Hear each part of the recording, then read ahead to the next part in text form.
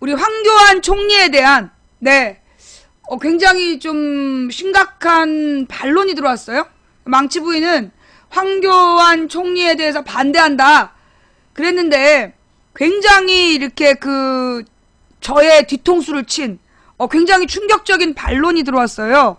그래서 우리 이제 진지하게 과연 이분은 왜 황교안 총리를 지지한다.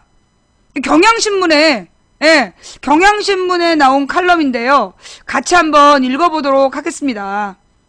과연 왜 이분은 황교안 총리를 지지하는가? 경향신문 변절한 것일까요? 지난 한 달간 우리나라에 총리가 없었다.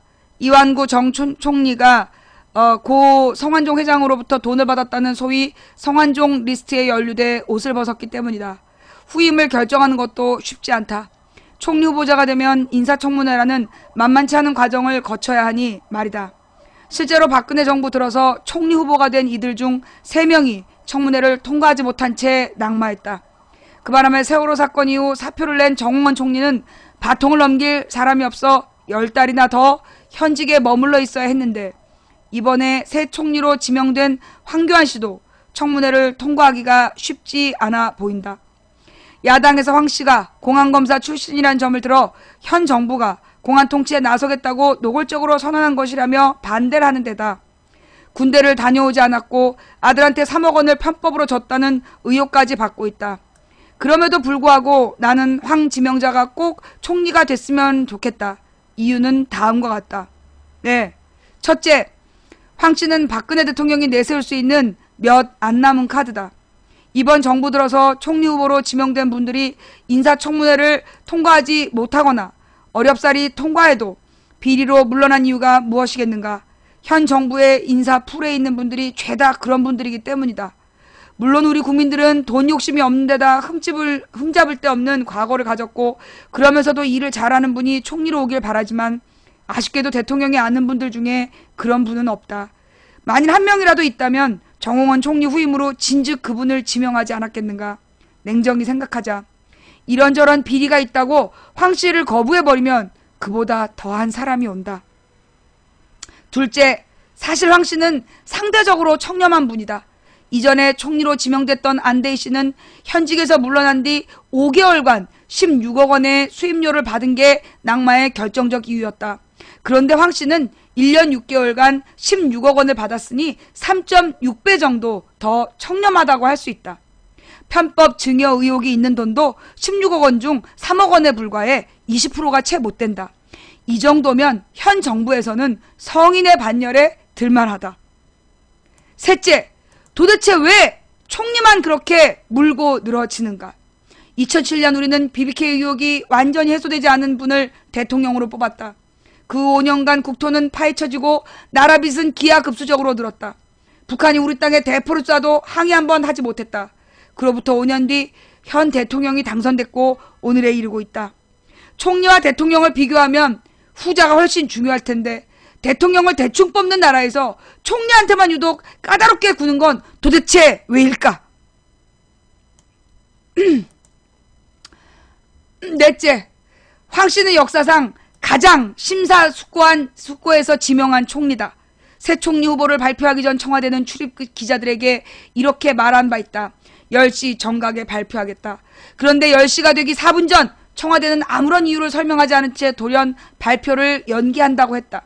황 씨가 지명된 사실은 이미 알려져 있었기 때문에 발표를 미룬 것은 후보자가 달라진 게 아니냐는 추측을 낳았지만 그로부터 20분 뒤 청와대가 발표한 총리 후보는 알려진 대로 황 씨였다. 즉 황 씨는 약속된 발표 시간을 어겨가며 심사숙고한 최초의 총리다. 다섯째, 황 씨는 보기 드문 천재다. 청와대는 황 후보자가 현 정부의 법무장관을 수행하면서 대통령의 국정 철학에 대한 이해가 깊어 총리의 적임자라고 했다. 본 사람이 거의 없는, 그래서 존재 여부에 대해 논란이 있는 대통령의 국정 철학을 이해한다는 것만으로도 황 씨는 석학이라고 할 수 있다. 이런 분은 진작 총리로 모셨어야지. 대통령 임기가 2년 9개월밖에 남지 않은 지금에야 모시는 건 아쉽기 짝이 없는 일이다. 여섯째, 황 씨가 낙마하면 총리 없는 세상을 살아야 할 수도 있다. 위에서 말한 대로 지난 한 달간 우리나라에는 총리가 없었다. 그 이전 10개월간은 총리직에 마음이 떠난 사람이 총리직을 수행했다. 그렇다 하더라도 우리 국민들은 전혀 불편함을 느끼지 못했다. 만일 황 씨가 이번에 낙마라도 한다면 총리가 없는 기간은 더 길어질 테고 그 경우 국민들이 정부가 숨기고 싶은 비밀을 알아챌 수 있다. 총리가 하는 일이 없다는 것 말이다. 그 경우 총리란 자리가 아예 없어질 수도 있다. 총리를 목표로 정치에 뛰어든 이도 한둘이 아닐 텐데 그들의 꿈을 꺾을 수야 없지 않는가. 이상과 같은 이유로 난 황교안 후보자가 정식 총리가 되기를 바란다. 야당에 당부한다. 반대를 위한 반대보다는 황 씨의 인사청문회를 하루빨리 통과시켜주라. 이보다 더 적합한 총리 후보는 지금까지도 없었고 앞으로도 없을 테니까.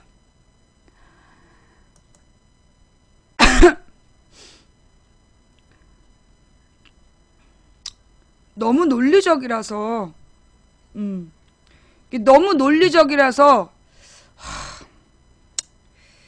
나는 과연 계속해서 황교안 총리를 반대할 수 있는가.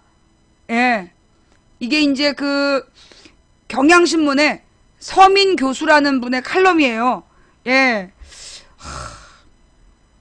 너무 논리적이라서 과연 내 수준으로 이렇게 교수님께 맞설 수 있는가에 대한 진지한 고민 들지만 한번 애써서 그 반론을 전개해 보겠습니다. 네. 일단 황교안 청문회를 야권이 준비를 잘해야 되는데, 예. 지금 벌써부터 야권은 황교안 총리 인준을 받아들이는 분위기야. 반대를 할 의지가 별로 안 보여. 뭐 이종걸 문재인이 그렇지 뭐. 좌우지간 그들은 야당은 반대해도 우리는 똑바로 알아야 된다. 예. 야당은 반대해도 우리는 똑바로 알아야 된다.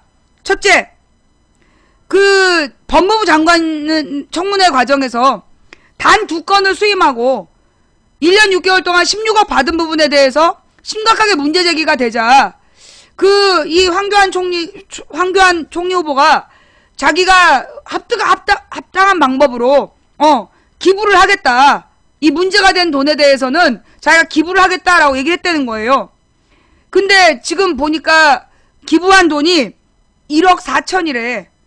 지금 전국에 있는 교회 목사, 권사, 장로들이 황교안을 총리로 뽑아달라고 교인들한테 문자 보내고 지랄 연명이 났어요. 독실한 기독교인이라고. 11조도 안 했어. 16억 중에서 그 문제가 된 돈을 기부한다고 그러더니 11조도 안 한 거야 이건. 1억 6천은 해야 11조인데 1억 4천 기부하고 이걸로 땡이야? 와, 이 독실한 기독교인이 11조도 안 하면 되겠어? 사실은 이 16억이 전관 예우라고 그래서 실제로 뭐 수임을 제대로 하고 변호사의 도리를 다 하지도 않으면서 단지 그 검찰 높은 관직 출신 이거 팔아갖고 받은 돈이잖아. 정말 평생 1년 동안 1년 동안 하루에 12시간씩 12시간 이상을 피똥 싸면서 일을 해도 연봉 3천만 원을 못 벌고 있는 서민들이 볼 때 한 달에 1억씩 그냥 놀고 먹은 거 아니야. 그래서 그때 문제가 되니까 기부한다고 뻥치고 기부 안 했어. 재산이 늘었대. 거기다가 지금 부인 명의로 재산 늘은 것까지 나왔잖아. 그 다음에 이 두드러기로 병역 면제 받은 거 이것도 사실 그래요. 지금 우리나라 대통령에게는 국군 통수권이 있어요. 한마디로 우리나라의 60만 대군을 그 총 지휘하는 지휘자가 대통령이야. 근데 안타깝게도 지금 우리나라 대통령은 병역 미필인 여성이에요. 여성이 대통령을 하는 나라에서 적어도 60만 대군을 진두 지휘할 그 대통령, 국군 통수권자인 대통령이 군역이 미필이라면 총리라도 군대를 갔다 와야 되는 거 아니야? 근데 안 갔어. 안 간 이유가 두드러기 때문이래. 두드러기가 너무 심해가지고 군역을 칠 수 없는 사람이 사법고시는 떡하니 붙었어. 손에 두드러기가 나서 총은 쥐을 수 없는데 사법고시 볼 때 볼펜 어떻게 쥐었는가? 그러자 이 국민들이 이렇게 추측하기 시작했지. 아마 입에다 물고 썼을 거다. 그 볼펜, 총을 잡을 수 없는 손으로 볼펜을 잡고 시험을 칠 수 없어서 아마 입에다 물고 한 시험을 치렀을 것이다 라는 추측을 하기에 이르렀어요. 응? 아니야. 지금 대한민국의 국군 통수권자인 대통령과 그 다음으로 총리까지 군 미필인 나라에서 이것들 모이면 안보 그렇잖아요. 나는 솔직히 얘가 군대 갔다 온 줄 알았어. 뭐 저기 국가 안보를 위협하는 통진당을 해산해야 된다 하도 설치길래 군대 갔다 온 줄 알았어. 미필이었어. 그것도 두드레기로. 야, 그 다음 이게 국가보안법이라는 걸 수호하기 위한 책을 썼더만 이 사람이. 그러면서 5.16이 혁명이라는 온 거야. 5.16 군사 쿠데타를 혁명이라고 불렀어. 우리가 어린 시절에, 저도 어린 시절에요, 5.16은 혁명이고 5.16 혁명이라고 배웠어요. 4.19는 의거라고 배웠고. 근데 이 황교안이가 그 90년대에 글을 93년인가 쓴 책에 5.16을 혁명이라고 쓴 거야. 자, 그러면 여러분 혁명하고 쿠데타란 단어 뜻 알고 계십니까? 요거 우리 정확히 알고 계셔야 돼요. 이게 쿠데타라는 말이 불어예요. 혁명이란 말도 불어에서 나왔고, 그리고 이 쿠데타라는 것도 불어에서 나온 말이야. 그러면 이제 혁명하고 쿠데타라는 말은 역사적 사건이에요. 역사적 사건에 대한 명칭이야. 그러면 혁명이라는 말의 단어 뜻, 쿠데타라는 말의 단어 뜻을 알고 있어야 돼. 그러면 혁명이라는 말은 뭐예요? 혁명이라는 건 뭐냐면 프랑스 대혁명처럼 서민들이 들고 일어나서 루이 16세하고 마리 앙뚜아네트를 끌어내렸잖아. 그렇게 평민들, 피지배계급이 들고 일어나서 지배 권력을 끌어내리고 정치체제를 바꾸면 그걸 혁명이라고 그러는 거야. 그러면 쿠데타는 뭐냐? 제일 먼저 쿠데타를 일으킨 게 나폴레옹이라고 기록하고 있어, 근대사에서. 그러면 이 쿠데타라는 건 뭐냐 하면 소위 권력의 한 부분이었던 군부가 그 정치 권력자하고 권력 투쟁을 일으켜서 무력으로서 권력을 찬탈한 권력 투쟁, 이걸 쿠데타라고 부르는 거야. 그래서 쿠데타하고 혁명은 개념이 틀린 거예요. 정말로 피지배계급의 주인의식을 갖고 일어나서 정치체제를 바꾸면 그게 혁명이고, 5.16 쿠데타처럼, 5.16 쿠데타나 12.12 쿠데타처럼 이 군부와 권력이 그 권력 내부의 권력 투쟁으로 총칼을 앞세워서 권력을 찬탈하는 행위는 쿠데타라고 부른다라는 게 그게 역사학적 용어 정리야. 그게 역사학 용어사전에 나오는 말이에요. 그래서 5.16은 쿠데타야. 이게 김영삼이 대통령이 된 다음에 4.19를 혁명이라고 바꾸고 5.16을 쿠데타라고 바꾼 거야. 그런데 그 황교안이는 그 5.16을 혁명이라고 쓰는 책을 김영삼 때 썼더라고. 골 때리는 인간인 거죠. 그러면서 4.19에 대해서는 굉장히 안 좋게 썼어. 4.19는 혁명이에요. 왜냐? 이승만이라는 놈이 1948년에 대통령이 돼서 그 1960년까지 독재를 이어가잖아. 그래서 그 이승만의 똘마이 새끼들이 서북청년단이라는 걸 만들어갖고 정말 그 여자들을 강간하고 죄 없는 사람을 때려 죽이고 총 쏴서 죽이고 별짓을 다 했단 말이야. 그러면서 나중에 부정선거를 계속해가지고 정권을 연장하려고 그러다가 이 부산 마산 지역에서 일어난 그 3.15 부정선거 반대운동, 이게 전국적으로 일어나고 나중에 이 김주열 열사가 눈에 철유탄 맞은 시신으로 발견되는 바람에 전 국민이 들고 일어나서 이 4.19 혁명을 일으킨다고. 그래서 이승만이 밤에 헬기 타고 도망을 갔어. 그래서 4.19는 혁명이야. 피지배계급이 정말 그 총칼을 들지 못한 상태에서 권력을 끌어내렸기 때문에 이럴 때는 4.19 혁명이 맞는 말이에요. 그런데 얘는 4.19가 혁명이라고 안 하고 5.16이 혁명이라고 그런 거야. 기본적으로 역사의식이 잘못되어 있다는 거죠. 그리고 무엇보다 우리나라 헌법은 4.19의 혁명 정신을 계승한다라는 분명한 뜻을 밝히고 있어. 그러니까 지금 박근혜가 뽑은 총리 후보가 우리나라의 헌법을 부정하고 있는 거야. 그러니까 기본적으로 이런 사람을 총리로 내세웠다는 건 박근혜도 헌법을 지킬 마음이 없는 거야. 이게 굉장히 심각한, 5.16은 혁명, 5.18 추천합시다가 맞는 거다. 너 황교안이냐? 아, 미친 새끼 진짜. 꺼져! 자, 그래서 이 5.16 혁명이다. 이거 굉장히 심각한 문제다. 예. 그 다음, 오늘 또 밝혀진 바에 의하면, 법무부 장관을 하면서, 딸한테 전세금 1억을 준 거야. 딸 전세 얻을 때 1억을 주면서, 그 1억을 주면 그건 증여잖아. 딸 이름으로 전세를 얻어줬어. 그러면 그 돈의 소유권이 딸한테 넘어간단 말이야. 그러면 우리나라에서는 그 정도의 돈을 줄 때는 1,500 이하인가만 증여세를 안 내도 되고 1억 정도를 주면 이거 증여세를 내야 돼. 근데 법무부 장관을 하면서 증여세를 안 낸 거야. 증여세를 안 내고 있다가 총리 지명 전날 냈어. 총리 지명 전날. 그러니까 법무부 장관을 하면서 증여세를 안 내고 버티다가 총리 지명되니까 그제서야 부랴부랴 증여세를 내고 그 다음에 총리 지명 당일에 차용증을 써줬어, 딸한테. 이런 게 무슨 총리 후보냐고. 그뿐만이 아니죠. 예. 그뿐만이 아니고 옛날에 부산에서 무슨 그 검찰 간부를 할 때 그 부산 지역에 가정폭력 문제가 되게 심각했대. 그 원인을 뭐라고 생각했어? 부산 여자들이 드세서 두들겨 맞는다고. 그런 거 아니야. 부산 여자들이 드세서 가정폭력 문제가 심각하다고. 나는 부산 여자들이 황교안을 만나야 된다고 생각해. 이 부산의 가정폭력 피해자 여성들이 이 황교안을 찾아가야 된다고 생각해. 그 밖에도 이 국정원의 간첩 증거 조작 사건, 그거 이 법무부가 공범 아니야. 법무부 장관 밑에 검찰총장이 이거 공범한 거 아니야. 공범으로 저지른 일 아니야. 이거 지금 법무부 장관도 잘려야 될 사람이라고. 어떻게 법과 원칙을 떠나서 국가가 증거를 조작할 수가 있어.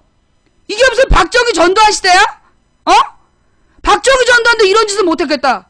외교 문서를 조작을 해가지고 증거 조작을 했던 사건, 거기 공범 아니야. 그럼 어떻게 총리를 시켜? 그 다음, 그 통진당의 이석기가 아로라는 조직을 만들어서 그 쿠데타를 준비했다. 그게 내라는 못죄 아니야. 이석기가 아로라는 조직을 만들어갖고 그 무력으로 나라를 전복시킬 준비를 했다. 그래서 내라는 못죄라고 기소를 했어요. 그 내라는 못죄가 법원에서 무죄 판결 받았어. 그런데 현직 국회의원을 구속시키고 그 다음에 이 정당 해산까지 추진했던 사람이야. 그 민주주의의 근간을 흔든 사람인데 이걸 총리로 만들겠다. 이거는 박근혜가 지금 나라를 개판으로 만들겠다는 거야. 박근혜식 정상. 박근혜가 생각하는 정상은 뭐야?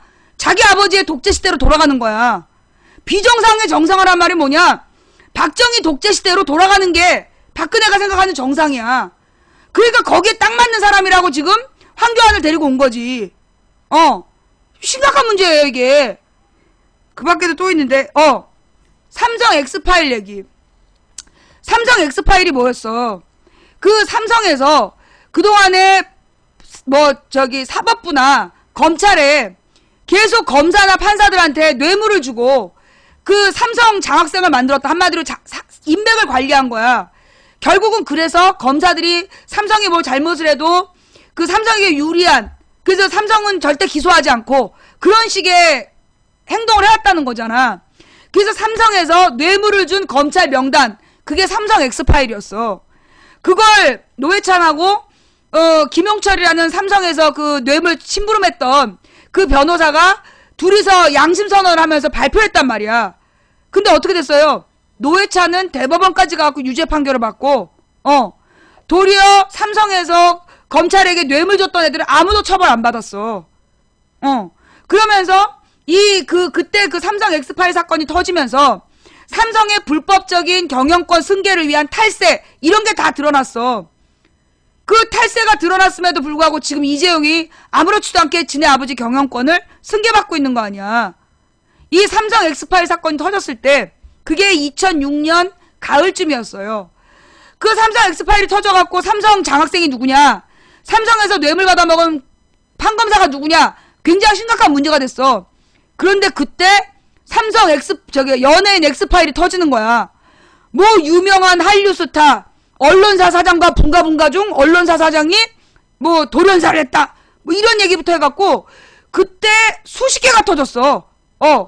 그 연예인 엑스파일이요. 20몇 개의 탑스타 비밀이 터진 거야. 스캔들이. 그게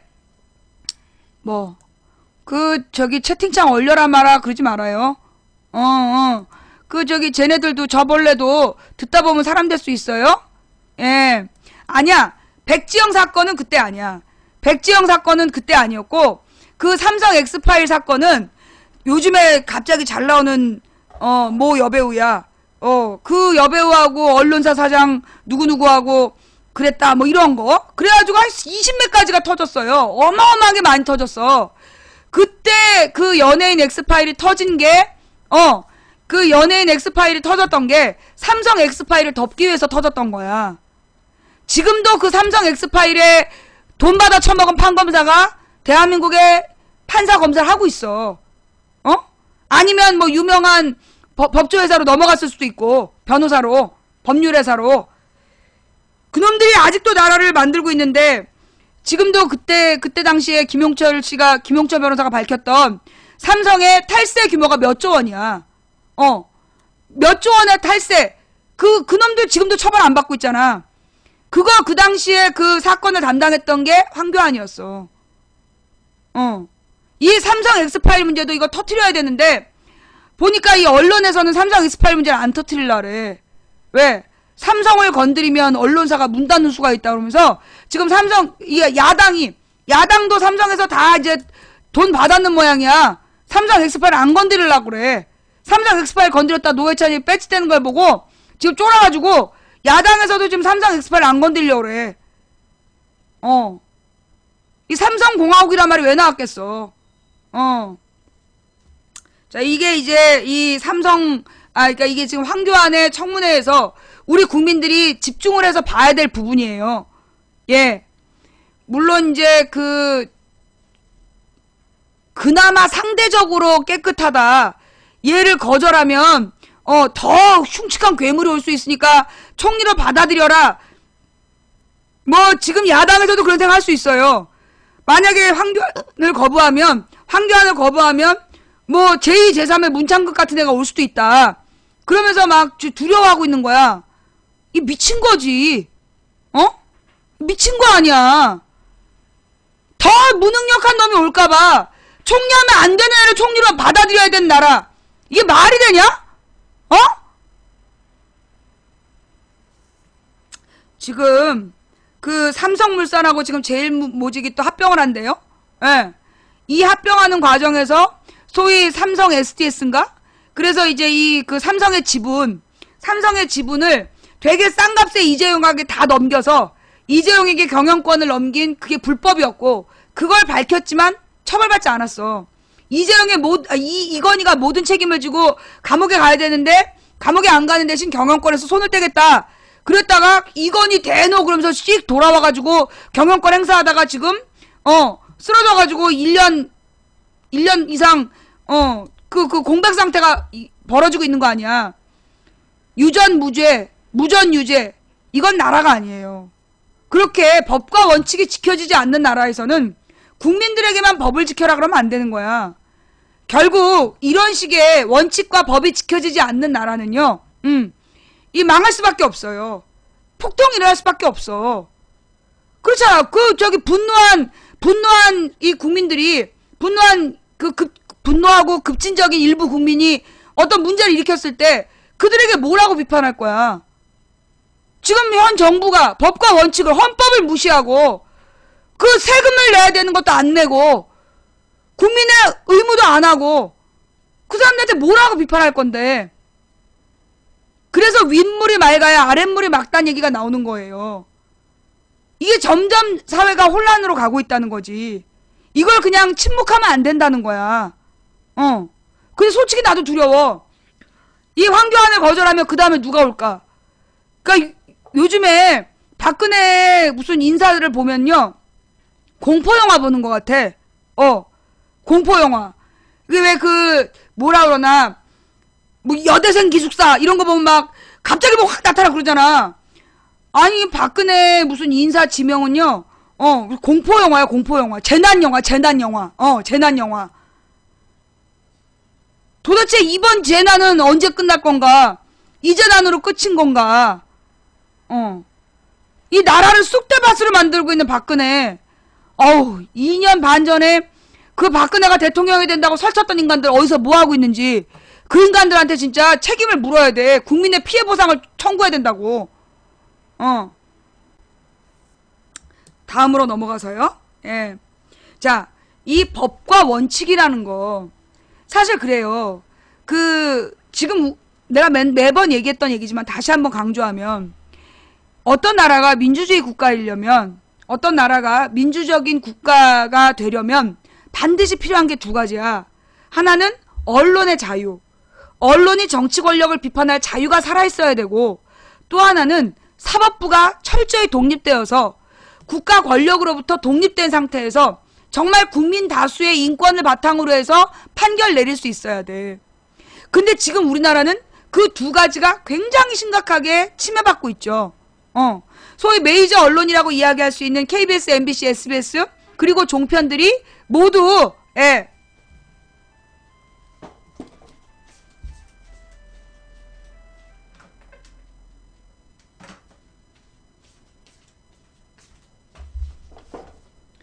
모두 권력의 하수인 노릇을 하고 있고 날마다 허위사실을 유포하고 있잖아. 그 다음에 문제는 나는 언론의 자유보다 더 심각한 게 나는 사법부의 문제라고 봐. 특히 박근혜는 이명박보다 더 심하게 사법부를 약화시키고 있다는 거예요. 옛날에 박정희가 그랬거든.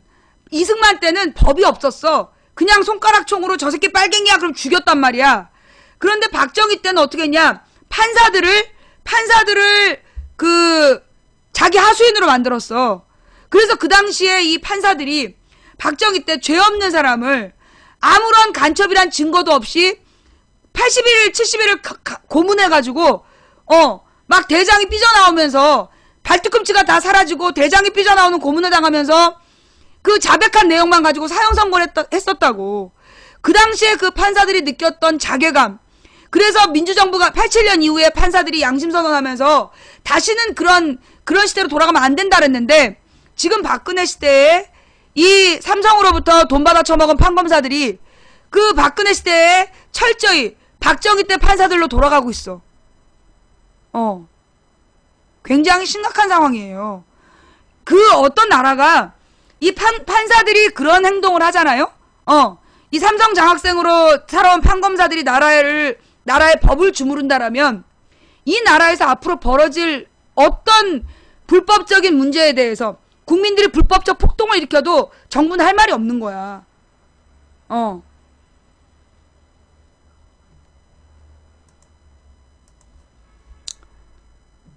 자, 다음 이야기는 이 국정원이 또 사고 쳤다. 국정원이 이제 또 사고를 쳤는데요.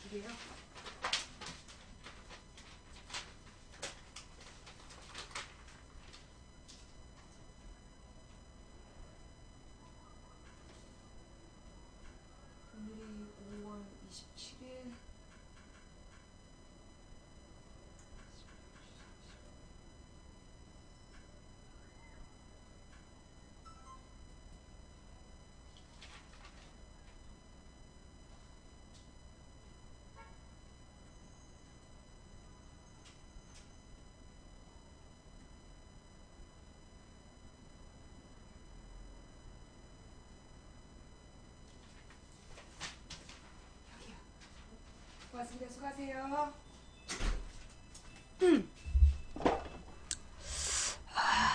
네. 왜? 누구?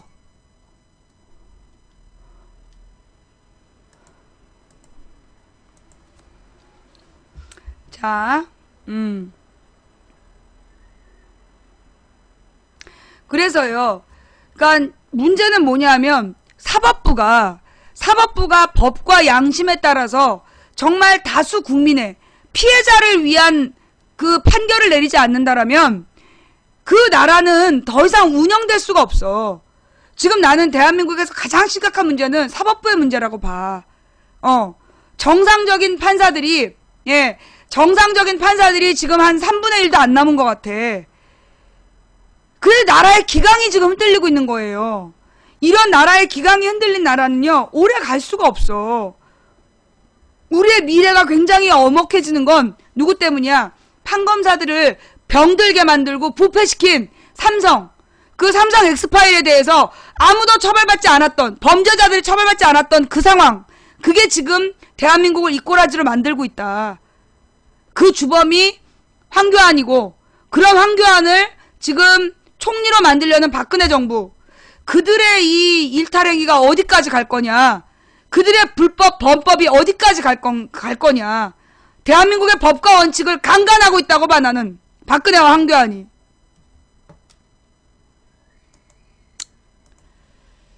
다음 국정원 범죄.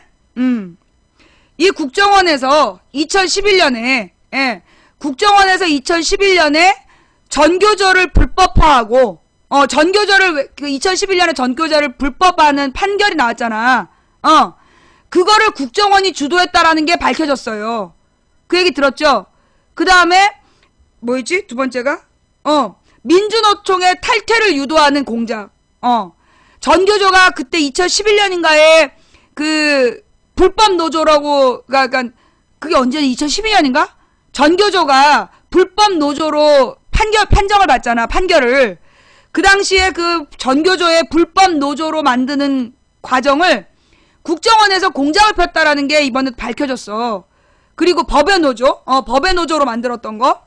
그 다음에 누구야, 민주노총을 조직적으로 탈퇴시키는 그런 공작을 펼쳤던 것도 밝혀지고, 그러면서 지금 이 국정원이요, 또 그 짓거리 연결된 얘기인데, 경력 판사라는 걸 채용할 때, 국정원에서 경력 판사라는 거를 채용을 할 때 사상 검증을 한 거야. 면접을 봐갖고 세월호는 어떻게 생각하느냐, 뭐 이런 걸 물어봐가지고 판사들의 사상 검증을 한 거야. 그래서 비밀 면접을 통해서 정상적인 판사들은 떨어뜨리고, 지네들 입장을 갖고 있는, 그러니까 왜 그 댓글 판사처럼 미친 판사들만 채용한 거야. 나는 내가 정말 대한민국의 판사들이 나는 들고 일어나야 된다고 봐. 나는 지금 이 박근혜 정부와의 이 사법부 유린을 침묵하는 판사들, 나중에 역사는 반드시 심판을 해요. 건불 10년이란 말이 있어. 아무리 대단한 권력도 10년은 못 가는 거야. 왜? 권력의 속성이야. 권력은 다른 권력자가 그 권력을 차지하려고, 권력이 너무나 매력적이라서 그 권력을 계속 다른 누군가 차지하려고 해. 그럼 누군가 권력을 차지하면 반드시 이전 권력에 대해서 책임을 물어. 그래서 자기의 옛날 권력하고 그 합작한 놈들을 제거함으로써 자기의 권력을 튼튼하게 만드는 거야.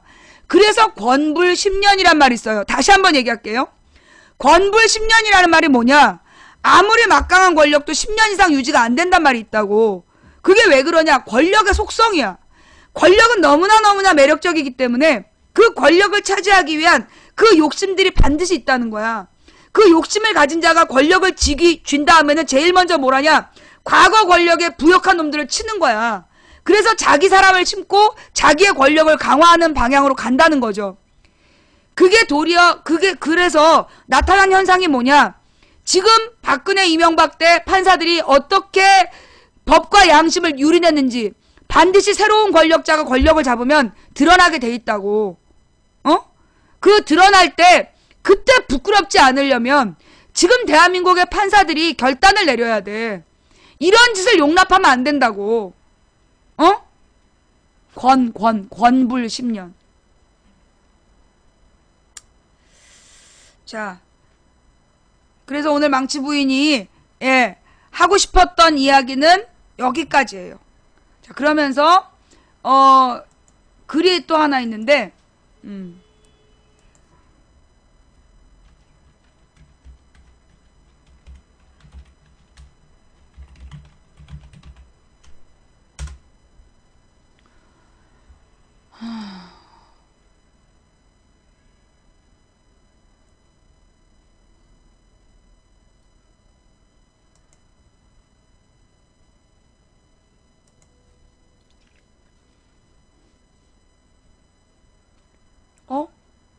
프레시한 기사가 사라졌다? 내가 오늘 아침 본 것 같은데?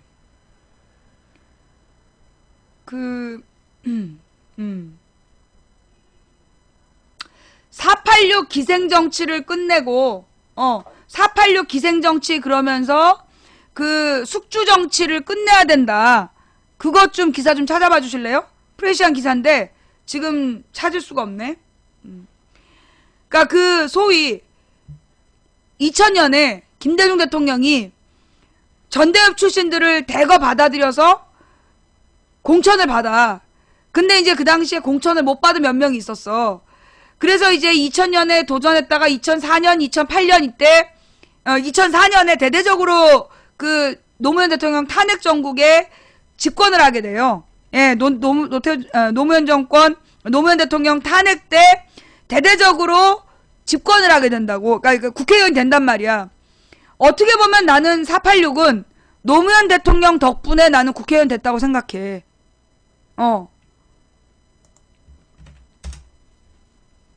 굉장히 가슴 아픈 기사인데요. 한번 같이 읽어보도록 하겠습니다. 486 기생충은 이제 숙주 정치를 끝내라. 표현이 너무 독해. 너무 독해가지고 조금 그 가슴이 아프겠지만 나는 이 기사를 한번 볼 필요가 있다고 봅니다. 당내에 리더 그룹이 없다. 김대중 같은 강력한 리더십을 문재인에게 바랄 수는 없다. 다른 대선 주자급 이게 뭐지? 예. 월드삼님 어떻게 하면 좋아요? 예, 막 그 지금 채팅창이 난리가 났네? 다른 대선 주자급 인사들에게도 마찬가지다. 이건 정치인 본인의 문제라기보다는 더 이상 김대중 같은 리더십이 통하지 않는 사회, 정치, 문화의 변화 때문이라고 보는 게 맞을 듯하다. 이게 내 주장이잖아. 그럼에도 불구하고 리더 혹은 리더 그룹은 존재해야 한다. 야당에겐 더욱 그렇다. 계파 싸움은 본래 여당의 것이다. 이권이 있고 자리가 있을 때 계파 싸움이 된다. 갖고 있는 권력을 나누는 것이기 때문이다. 권력 없는 야당은 노선 싸움을 치열하게 해야 한다. 우리가 정권 탈환의 적임자라는 뚝심 싸움이라도 있어야 한다. 그런데 거꾸로다. 여당이 노선 싸움을 하고 있고 야당이 계파 싸움을 하고 있다. 지금 상황이라면 새누리당이 대권 3연승 전망은 밝다. 계파를 타파하려는 방법은 딱 하나다. 피다. 인적 쇄신. 지저분한 다툼의 끈을 자르기 위해서는 계파 수장들이 물러나야 한다. 시쳇말로 물갈이라 표현해도 좋다. 새정치민주연합 원내대표와 비대위원장을 지낸 박영선은 손에 피를 묻히는 것이 혁신이라고 했다. 문재인 옆에서 대선 필패를 지켜본 윤여준은 혁신은 피를 흘리는 것이라고 했다. 질이 멸렬한 새정치연합의 공정권 다툼에 모두가 지쳤다. 실체도 없는 계파가 당을 죽이고 있다. 문재인을 옹호하면 민평연도 친노소리 듣고 호남의원도 친노소리 듣는다. 이건 그 자체로 유령이다. 이대로 가면 혁신 할아버지도 필패다. 새로운 계파가 필요하다. 새로운 계파는 기존 계파와 달라야 한다. 가치로 뭉친 계파여야 하고 상명하복이 아닌 동지애가 우선돼야 하며 노선투쟁을 통해 집권 가능한 정당으로 탈바꿈시킬 강력한 의지가 있어야 한다. 한 번도 스스로 계파 세력이 되지 못한 486 그룹에게 하는 얘기다. 486, 넌 누구냐? 새정치민주연합 안에 몸담고 있는 486 그룹은 지금 의미 있는 정치 집단으로 존재하고 있나? 아니다. 심한 말로 숙주정치라는 표현이 동원되기도 한다. 한 지인은 동교동 좀비에 빗대 486 기생충이라는 심한 말도 마다하지 않는다. 계파 수장을 설정하고 그들의 당권을 쥐는 것을 돕고 당권의 일부를 받는 행태 때문이다. 그러다 그 계파 수장이 별 볼 일 없어지면 헌신짝처럼 집어던지고 다른 계파 수장에게 줄을 선다. 그간 486 정치인들이 보여왔던 모습이다.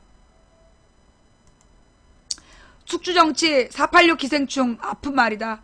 그럼에도 불구하고 당내 이런 말이 유통되지 않는다고 부인하지 못할 것이다. 486 그룹의 정치 임무는 선배들 통한 추천의 형태였다. 그들 스스로 투쟁해서 얻어낸 것이 아니었다. 그것은 수혈이었다. 2000년 김대중이 창당한 새천년 민주당에 전대협 출신 이인영, 우상호, 임종석, 오영식 등이 영입되는 것을 기점으로 당시 386 그룹의 정치는 본격화됐다. 그러나 엄밀히 따지면 그들의 영입은 당시 기라성 같은 계파 수장의 갓 창당한 신생정당의 이미지 메이킹에 기여했을 뿐이었다. 정당 혁신의 이미지 도구였다. 486 그룹의 정치 참여는 열린우리당 창당 과정을 거치면서 만개했다. 이는 새누리당을 자극시켰다. 늙은 정당 소리를 듣던 한나라당도 젊은 정치인 486 정치인들을 영입했다. 그런데 그렇게 여권에 영입된 짝퉁 486은 지방자치단체장을 징검다리로 대권을 넘보고 있다. 지금의 야권의 원조 486은 질이 멸렬하다. 주체적인 세력 혹은 그룹으로 당을 주도하지 못하고 계파 수장들의 손발이 되거나 그들의 참모로 만족했다. 한 정치인이 뜨면 그들은 그 정치인에게 봉사했다. 또 다른 정치인이 뜨면 그들은 또 다른 정치인에게 봉사했다. 이명박 정부 시절 가장 강력한 계파로 꼽혔던 정세균계를 보자. 이명박 정부 초반 분열의 열린우리당 체제를 벗어나고자 허용했던 정세균 대표의 장기 집권은 강력한 계파를 만들어냈다. 그런데 지금 정세균계에 누가 있는가? 그뿐만이 아니다. 연배가 비슷하고 민주화의 역사적 경험을 공유하는 다른 486은 동지애에서도 배제됐다. 총학 출신, 전대협 출신이 아니면 당내 486 그룹의 명함도 내밀지 못하는 이상한 문화가 존재했다. 비운동권 출신의 486 정치인은 그런 분위기를 놓고서 소외감을 털어놓기도 했다. 2010년 이인영이 한때 486의 깃발을 들고 배지도 없이 당내 경선에 출마, 야당 최고위원 직함을 따낸 적이 있다. 그것뿐이었다. 결과도 사위에 불과했다.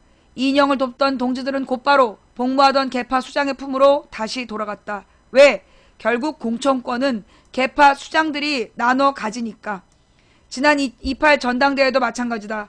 그때 486 정치인들은 5, 60명이 힘을 모아 이인영을 당대표로 만들었다면 새정치민주연합에 어떤 일이 벌어졌을까? 상상 이상의 충격파가 정치권 전체를 강타했을 것이다. 내 말이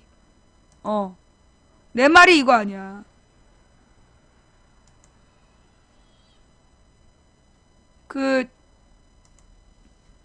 저기야? 방송 듣기 싫어? 그만할까? 왜 방송 안 듣고 딴지랄이야? 다시 한번. 그때 486 정치인들 5, 60명이 힘을 모아 이인영을 당대표로 만들었다면 새정치민주연합에 어떤 일이 벌어졌을까? 상상 이상의 충격파가 정치권 전체를 강타했을 것이다. 민주화의 주역으로 기득권의 축을 무너뜨린 486은 그 대가로 또 다른 기득권에게 인정받아 정치권에 무혈 입성했다. 그러나 단 한 번도 주체적으로 서지 못했다. 잔치는 끝났고 어딘가 있는 제 신발을 찾아 두리번거리고 있을 뿐이다. 혹시 1987년의 성취를 끝으로 은퇴 결심을 해버린 것인가? 그들도 지금 당이 달라져야 한다는 데는 공감할 것이다. 새정치민주연합 30대 젊은 정치인들이 당의 혁신과 정풍운동 방식을 고민한다고 한다. 이미 그들은 미약 하나만 움직이고 있다. 그런데 선배들은 도대체 무엇을 하고 있는가? 정동영, 천정배, 신기남의 정풍운동이든 권노갑에게 대든 김근태의 아찔한 패기든 어떤 형태로든 좋다. 김근태는 권노갑에게 받은 3천만 원 정치자금을 스스로 폭로해 쇄신의 공간을 만들어냈다. 이제는 김근태의 후배들이 김대중 노무현의 자리를 대신해야 한다. 30대 40대 정치인들을 수혈해오고 낡은 기득권과 계파를 청산해야 한다. 피가 튀기는 것은 어쩔 수 없다. 2004년 차떼기 파동 이후 천막 당사를 이고 무계파 홍준표를 혁신위원장에 앉혀 자신에게 불리한 혁신안을 관철시켰던 박근혜의 사례를 참고해도 좋을 듯하다. 박근혜는 대통령이 되지 못했지만 한나라당은 대통령을 만들어냈다. 지금 새정치민주연합 내에 박근혜는 홍준표는 있는가? 김상곤 전 경기교육감이 새정치민주연합의 새로운 혁신위원장이 되었다. 이미 감동은 물 건너갔다. 임명 과정 자체가 신뢰와 지지를 깎아내렸다. 감동 없는 혁신 위에 불을 지펴 넣을 사람도 보이지 않는다. 누구에게 불리하고 누구에게 유리하고를 떠나 486 그룹이 중심이 돼 기득권을 타파하고 당을 새롭게 바꿔 대통령을 만들어보는 것은 어떤가? 그 시작은 인적 쇄신이고 세대 교체다. 내가 하고 싶었던 말이야. 내가 새정치연합에 486 의원들한테 하고 싶었던 얘기예요. 이거 못하면 지금 486 들고 일어나서 인적 쇄신에 앞장서지 못하면 내가 볼 때 486은 올해로 끝이야. 내년에 486 의원들도 다시 집권할 수 없다고 봐요. 더 이상 기다리면 안 돼. 뭘 더 바래? 내년에 486 국물도 없을 거야, 내가 볼 때. 그동안 뭐 했냐고.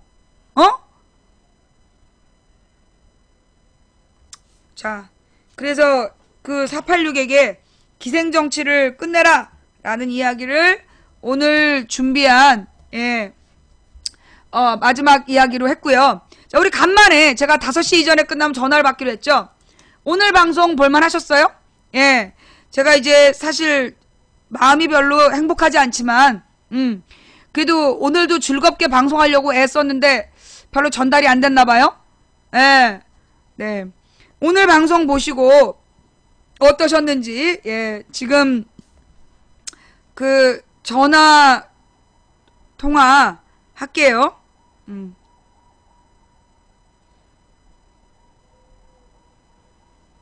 예.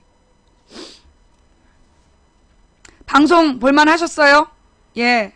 자, 지금 오늘 망치부인 방송을 본 내용에 대한 그 보충 내지는 뭐 비판 내지는 의견, 전화 주실 수 있습니다. 010-2294-2016으로 전화를 주시는데요. 장난 전화는 고소할 겁니다. 예. 오늘 방송 볼만 하셨나요? 예, 오늘 그 후원해주신 모든 분들께 감사드리고요. 추천해주신 2961분께 감사드리면서 아까 3,300명 넘게 보던데 역시 추천은 2,960명밖에 안 했어. 아직까지도 추천 안 하고 버틴 인간들은 누구이지? 예. 김상곤, 백의 종군해야 된다. 문재인 육참 골단하겠다. 새정치연합 당증자 일괄 사표 제출. 대대적인 물갈이 인사 예고. 그래요. 글쎄요. 아직 김상곤이 65세 이상 출마 금지 얘기 안 했죠? 나는 김상곤 혁신위원장이 진짜 혁신위원장 다우려면 딴 얘기 필요 없고 65세 이상 출마 금지, 4선 이상은 적진 출마, 초선에게만 전략공천, 그리고 초선에게만 전략공천, 그리고 완전 국민경선제, 그거 선언 안 하면 나는 김상곤, 우리 방에 그런 이름 갖고 오지도 마. 김상곤이 그 65세 이상 출마 금지란 얘기하기 전에는요, 김상곤이라는 이름을 아예 갖고 오지도 말라고. 그거 다 말짱황이야. 뭐 개파 모임 하지 마라. 개파 모임 하지 말란다고 안 할 것 같아? 그걸 무슨 혁신안이라고? 예. 이 초선 의원만 전략 공천하고 나머지는 완전 국민 경선제 해야 된다. 4선 이상, 그러니까 4선부터는 출마하는 곳을 옮겨야 되고, 예. 전화 안 오네? 네. 지금 새정치연합은 130명 국회의원들이, 아까는 문제가 뭐냐면, 그 국회의원들의 관심이 재선에만 있어. 여러분들이, 저한테 여러분들이 저한테 말씀하시는 게,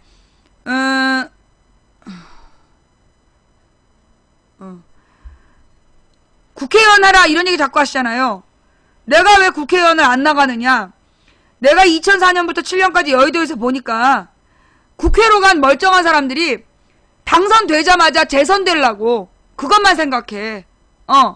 당선되자마자 재선되고 싶은 생각만 해. 그래서 그 사람을 뽑아준 국민들의 열망은 못 본 척하는 거야. 오로지 줄 잘 서가지고 다음 재선 공천 받으려고 그 생각만 하더라고. 그래서 그들을 움직일 수 있는 힘은 국민이 공천권을 가져야 돼. 그런데 지금처럼 그 소위 노무현 대통령의 그 밑에 있었던 몇몇 양아치들이 했던 방식처럼 여론조사 2개에서 여론조사해갖고 결정하는 방식, 나는 그거 사기라고 봐. 그 여론조사 회사 어떻게 믿냐고. 그런 방식은 나는 국민공천이 아니라고 생각해요. 그러면 국민공천이 뭐냐? 나는 그 당원 모두가 그 지역 후보 공천권을 가져야 되고, 그리고 본인이 그 당의 후보를 결정하겠다라고 신청한 사람에게 나는 공천권을 줘야 된다고 봐. 아니, 우리 당을 지지하지도 않는 사람들한테 전화해가지고 걔네들의 의견으로 후보 결정하는 게 어딨어. 뭘 한다고. 그 당을 알고, 그 당의 후보를 알고, 그래서 적극적으로 지지하겠다는 사람들이 직접 자기네들이 인터넷으로 신청을 해서 그 공천위원을 공천할 수 있는 권리를 따내고, 그것도 뭐 한번 그 신청해서 되는 게 아니라 애들 게임을 해도 애들 게임을 해도 계속해서 계급을 따야 돼. 다른 의원들에 대해서 모두 그 후보들에 대해서 영상을 다 본 사람에 한해서, 그리고 정말 이 그 인터넷에 7번 8번 이상 매일매일 새로 로그인을 해서 했던 기록이 남은 사람에게만 그거 후보 결정권을 준다면 그러면 솔직히 주체적으로 가입한 당원들 모두가 후보를 결정할 수 있는, 그게 국민공천이지. 이 당을 지지하지도 않는 애들한테 여론조사해가지고 그 여론조사 결과 어떻게 믿냐고. 완전 국민공천으로 그 국회의원 후보를 뽑지 않으면 새정치연합은 끝났어. 예, 이제 전화가 안 오기 때문에 그냥 그 전화 통화는 없던 일로 할게요. 예. 문자를 주세요. 예, 전화 통화는 자신 없으시면 예, 문자를 주세요. 물론 이 국민공천에도 함정이 있어요. 어떤 함정이냐면 옛날에 열린우리당 때 이미 끝났는데 왜 이제 와서 또 전화를 한대. 잠깐만요. 그러면 전화하겠다는 분, 예, 전화 주세요. 예, 전화 주세요. 예, 06번님 전화를 받겠습니다. 예, 06번님 전화를 받겠습니다. 아, 메르스가 뭐냐? 전화 올 때까지 그 얘기 잠깐 할게요. 메르스가 뭐냐 하면 중동에서 온 바이러스야. 중동에서 온 바이러스인데 그 중동에서 온 바이러스가 지금 막 공포로 확산되고 있는 중이야. 여보세요, 망치부인입니다. 네, 안녕하세요. 네, 본인 소개. 떨리긴 한데 네네. 최대한 좀 차분히 말씀드려볼게요. 네네. 일단 이제 현재 우리 일반 시민들이 네. 지금 현재 상황에서 가져야 할 테마가 뭐냐면 일단 결론부터 말씀드리자면 일정 리더나 중심이 있어야 하는 게 맞지만 스스로 우리 누구에게 바라고 누구가 해결을 해야 된다, 그렇게 누구에게 정치인이나 정파에 맡기는 것보다는 우리 국민들, 시민들이 스스로 이제 주인 의식을 가졌으면 한다는 게 그렇죠. 제 주장이거든요. 네네. 그러니까 예를 들어서 우리가 직접 우리 시민들 스스로가 어떤 원하는 정책이나 이념이나 사상이 있는데 그것을 일정 정파나 정치에게만 맡기고 너 그거 해내라, 너 그거 못하면 너는 아웃이다, 이런 식으로 하면 로마시대 때 이제 검투사들 콜로세움의 검투사들한테 피문 네 혼자 못 박히고 너 혼자 죽임 당해라, 그거밖에 안 된다고 생각을 하거든요. 네. 그러니까 제가 생각하는 거는 이제 지금 우리 깨어있는 시민들이 해야 될 일이 어떤 특정 정치 사안에 대해서 찬반을 하거나 매달리기보다는 이제 뭐랄까 더 의식적으로나 아니면 더 시민의식이 더 전반적으로 우리들만 알고 있거나 우리들만 지지하고 그런 게 아니라 그런 지지를 떠나서 어떤 대한민국의 미래랄까 아니면 우리가 원하는 뭐 세상이랄까 그런 거를 옛날에 살인들이 자신들의 원하는 세상을 일순간에 이루는 게 아니잖아요.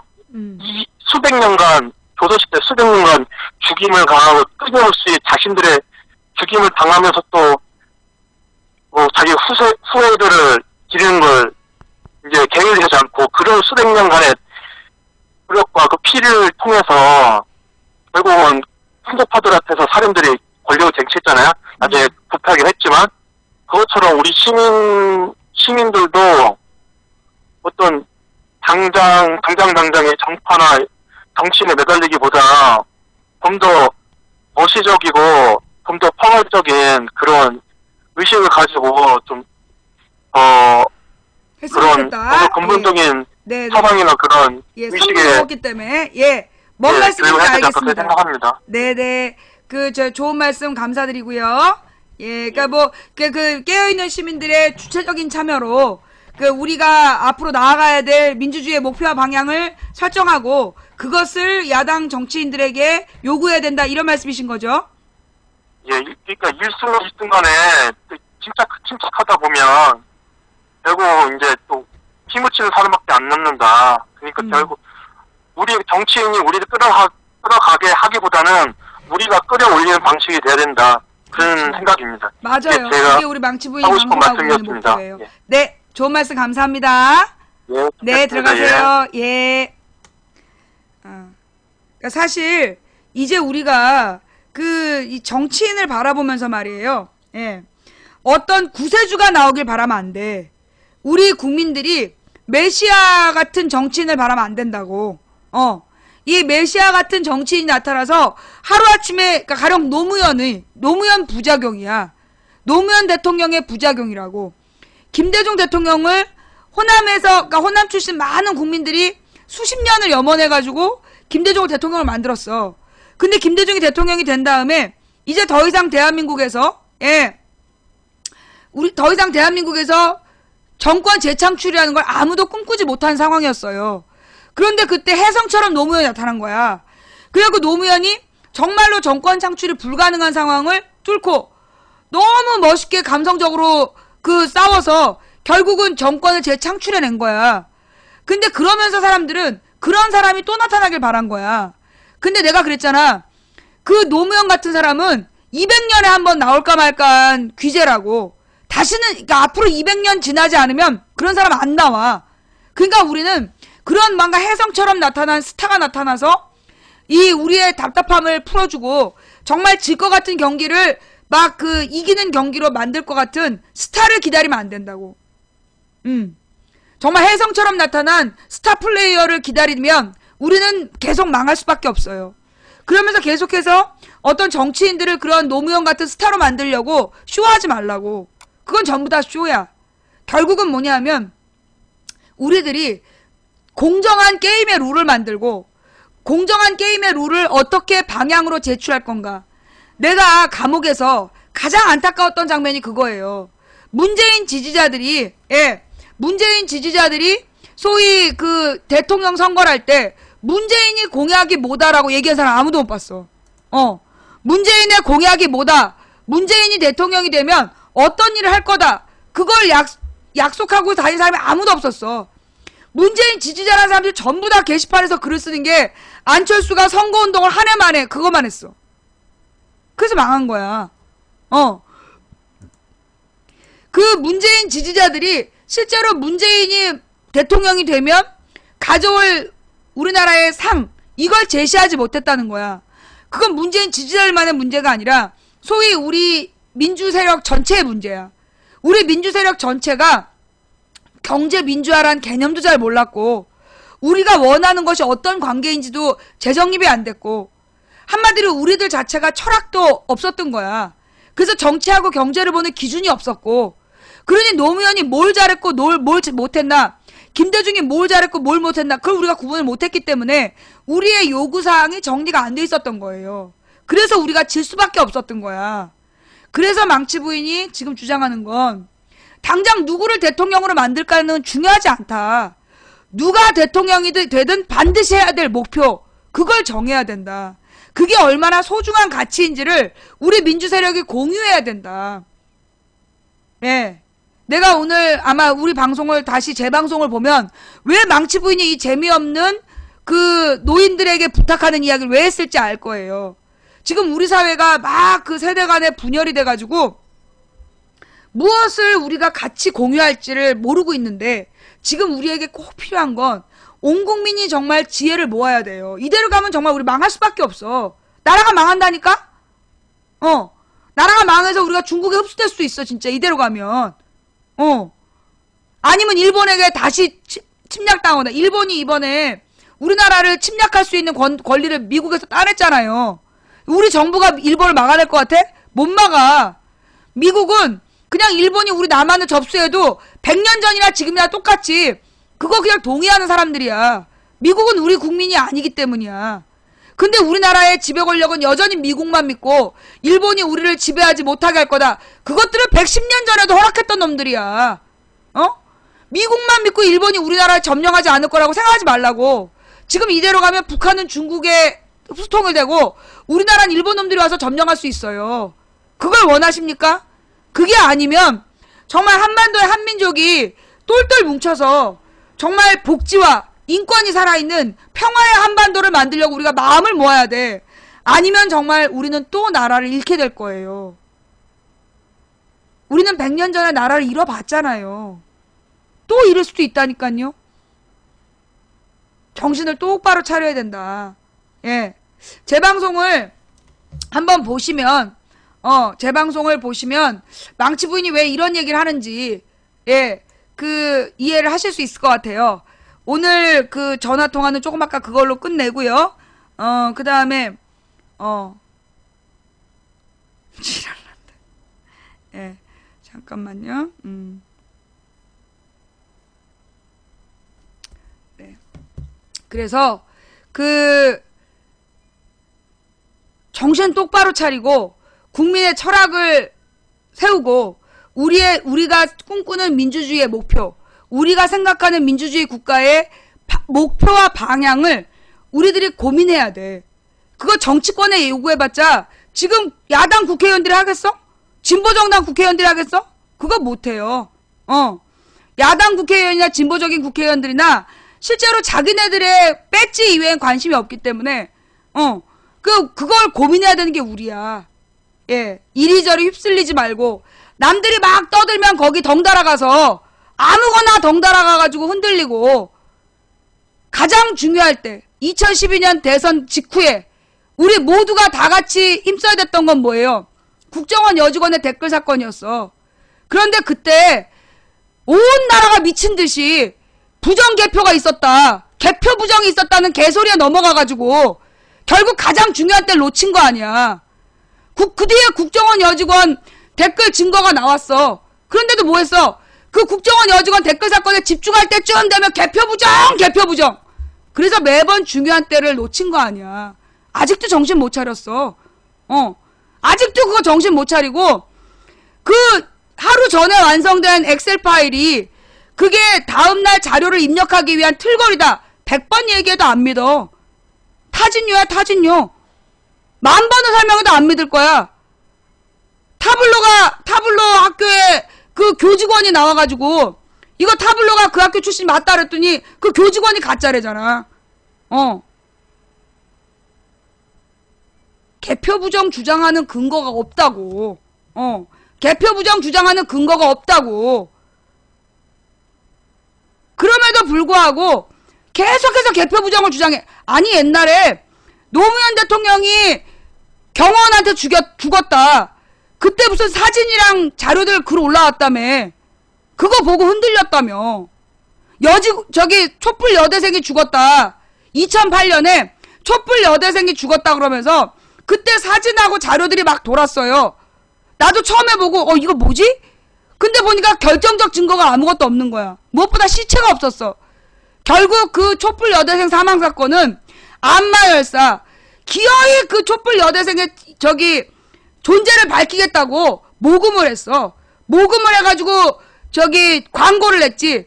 그런데 그 모금 받았던 사람이 그 통장에서 마사지 업소에 들락거린 거 들통나가지고 개망신당하고 끝났던 사건이 2008년 여대생 사망 사건. 2009년에 노무현 대통령이 죽었어. 이명박 정부의 검찰과 언론에 의해서 죽임을 당했다고. 그거는 그 둘이 죽음으로 몰아간 거야. 그래서 이게 정치적 타살이라고 내가 주장했는데, 그때 왜 미친놈들이 나타나가지고 노무현 대통령이 경호원한테 죽음을 당했다, 그거 개소리 해가지고 물타버린 거 아니야. 그래서 결국 검찰도 언론도 아무도 책임지지 않았어. 그게 2009년. 2010년에 이명박이 그지같은 인간들을 장관 후보로 내세워서 그 장관 후보들을 청문을 해야 되는데, 타블로가 나쁜 놈이라고 지랄 연병을 떨면서 그 타블로의 아버지가 무슨 한나라당 뭐 어쩐다는 둥 개지랄 떨다가 결국 나중에 그거 다 뻥이었던 거 밝혀진 거 아니야. 근데 아직도 타진요가 있대.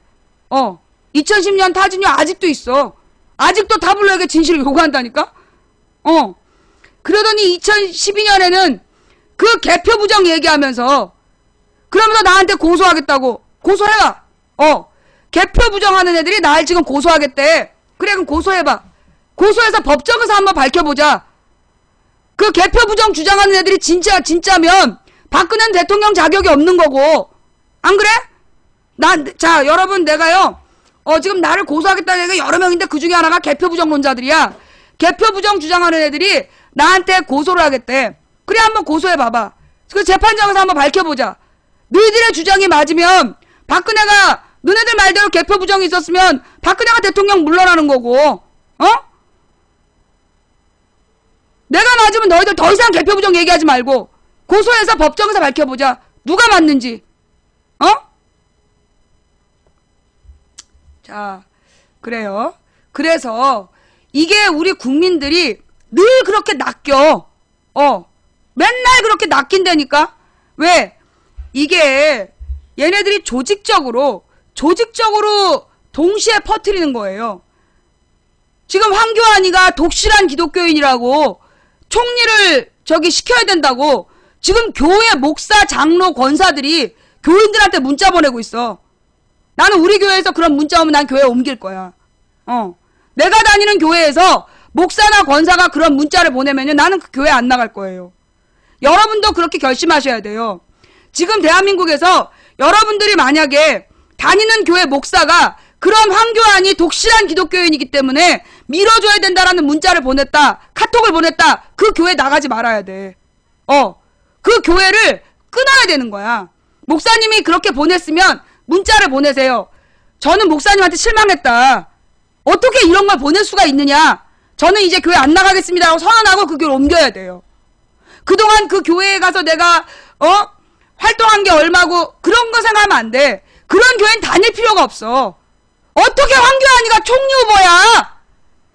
10개명에 네 이웃에 대해서 거짓 증거하지 말라 그랬어. 지금 목사 권사들이요, 카톡으로 계속 황교안 총리를 인준해달라고 카톡을 보내. 그런 교회는 나가지 마세요. 그런 교회는요, 교회를 끊어야 돼요. 그런 교회에 나가면 그거 신앙 지킬 수가 없어. 그 교회는 황교안을 총리로 인준해야 된다는 교회는요, 그거는 하나님을 섬기는 교회가 아니야. 그건 하나님을 섬기는 교회가 아니라 돈을 섬기는 교회야. 재벌 권력을 섬기는 교회야. 여러분의 교회에 지금 저한테 막 제보하신 분들, 권사님, 장로님, 목사님이 보냈다라고 제보하신 분들 있죠? 여러분 교회에서 그런 문자나 카톡을 보냈으면 그 교회를 과감히 떠나세요. 그 교회는 더 이상 하나님의 정의가 살아있는 교회가 아닙니다. 내 말이 맞아 틀려? 내가 지금 생각 잘못한 거야? 응? 지금 내가 김대중 대통령이 무슨 대북 정책에 미스가 있었어.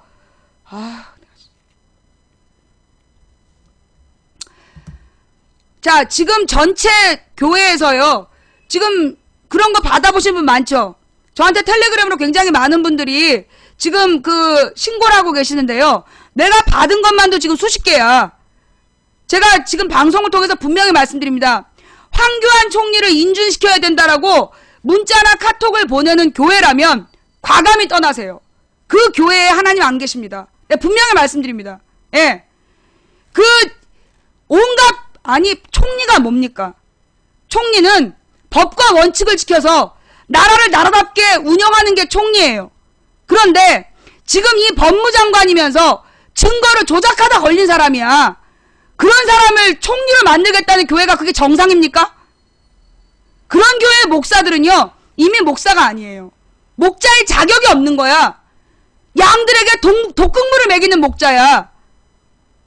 법과 원칙을 지켜야 될 총리인데 법과 원칙을 무시하고 국민의 의무를 방기한 자를 교회 다닌다는 이유만으로 지지하는 목사하고 권사하고 장로가 있는 교회는 끊어야 됩니다. 그런 교회들이 망해야 돼요.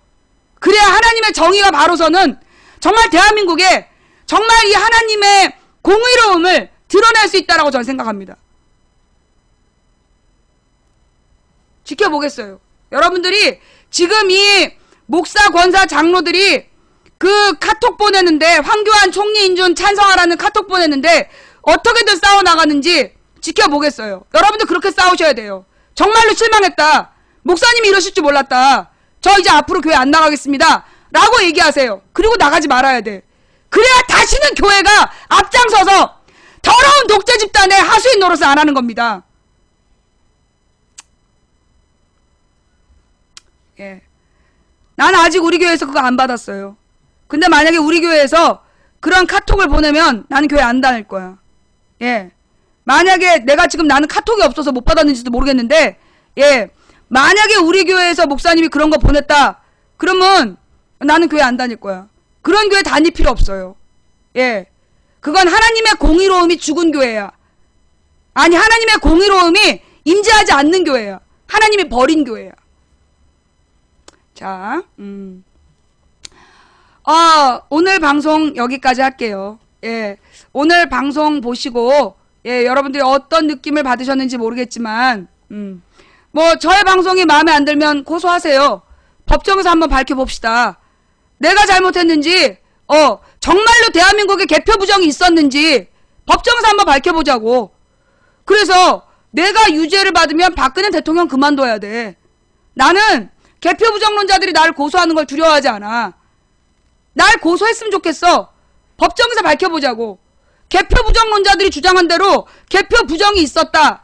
그럼 박근혜 대통령 그만두는 거야. 나 하나 희생해서 박근혜가 대통령 그만두면 다행인 거고, 날 고소해서 지네가 지면 더 이상 개표 부정하면서 헛소리 안 할 거 아니야.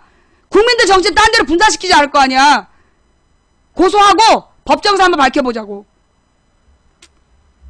자, 지금까지 도봉구 창동사는 불량주부 망치부인이 보내드린 생방송 망치부인의 시사수다방이었습니다. 예. 가만히 있어보자.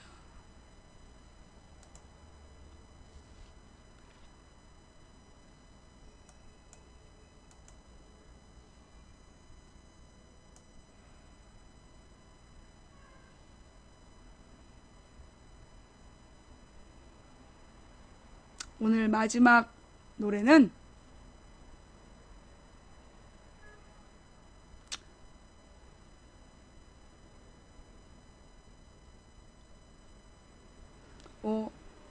이게 바뀌어가지고 내가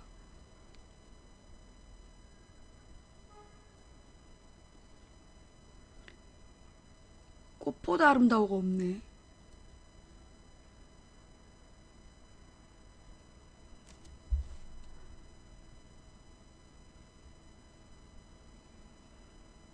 그래, 이 노래를 틀면서 정말 오늘 시청해주신 모든 분들께 감사드립니다. 처음부터 끝까지 시청해준 여러분께 더욱더 감사드립니다. 그리고 오늘 방송에 추천해주신 3181분께 진심으로 감사드립니다. 그리고 오늘 후원해주신 한 분 한 분께 진심으로 감사드립니다. 그리고 이 방송을 그 각방에서 매니저님들 도와주셨는데요. 도와주신 매니저님들께 진심으로 감사드리고, 그리고 이 방송을 녹음 녹화 떠서 그 유튜브와 팟캐스트에 올려주실 우리 풍행국님, 여비고님, 그리고 참재상 세월호님께도 진심으로 감사를 드립니다. 예. 오늘 제가 혹시라도 잘못된 내용을 방송한 게 있다면 그 내용을 우리 시청자 의견란에 올려주시면 제가 반영하도록 하겠습니다. 그러나 개표 부정 얘기하면 고소자료로 쓰겠습니다. 자, 지금까지 도봉구 창동사는 불량주부 망치부인이 보내드린 생방송 시사수다방이었고요. 다음 방송은 내일 낮 2시에 보내드릴게요. 상식이 통하는 합리적인 민주사회에 행복한 서민이 된다는 꿈. 제 나이 15살 때부터 꾼 꿈인데요. 32년 됐어요. 그 32년 전에는 그 꿈이 그렇게 힘든 꿈인지 몰랐어요. 예. 상식이 통하는 합리적인 민주사회에 행복한 서민이 되는 꿈. 지금 생각하면 불가능해 보이는 꿈이지만 저는 계속 그 꿈을 꾸어갈 생각입니다.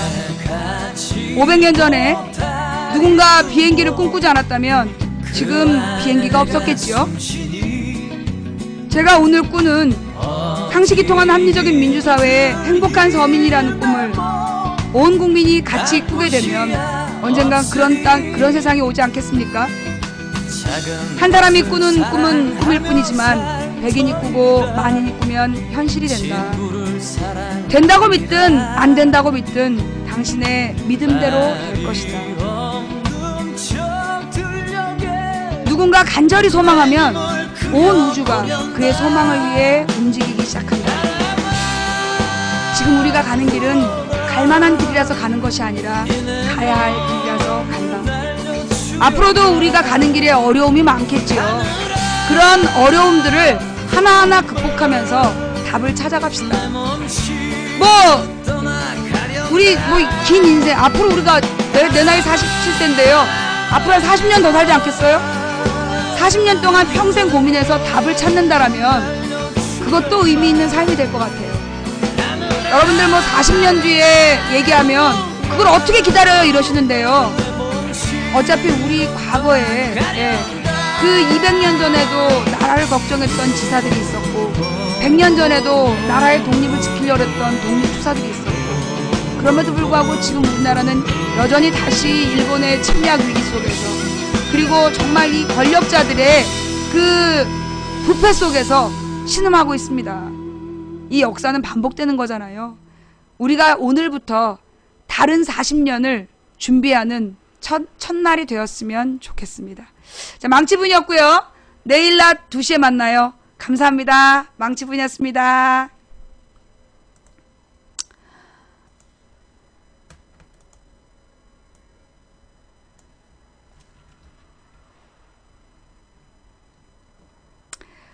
우리 80세 넘게 산다니까? 우리 100살까지 살아. 그러니까 막 단기간 안에 우리가요. 단기간 안에 끝을 보려는 생각을 하면 안 돼. 그래서 우리가 매번 망하는 거예요. 길게 보고 차근차근 갑시다. 예.